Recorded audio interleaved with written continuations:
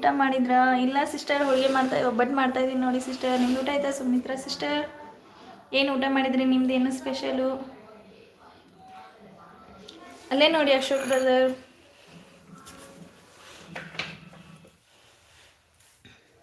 ಹೌದಾ, ಓಕೆ ಅಂತಿದ್ದಾರೆ. ಹೌದು ಸಿಸ್ಟರ್, ನಿಮ್ದೇನು ಸ್ಪೆಷಲ್ ಸಿಸ್ಟರ್? ಏನು ಊಟ ಮಾಡಿದ್ರಿ ನೀವು? ನಿಮ್ದೇನು ಅಡುಗೆ?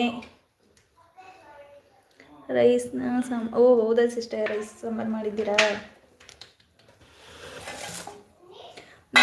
ನಮ್ದು ಇವತ್ತು ಅಮಾವಾಸ್ಯೆ ಸಿಸ್ಟರ್, ಹೀಗಾಗಿ ಒಬ್ಬಟ್ಟು, ಕಟ್ಟಿನ ಸಾರು ಅಂದರೆ ಬೇಳೆ ಸಾರು,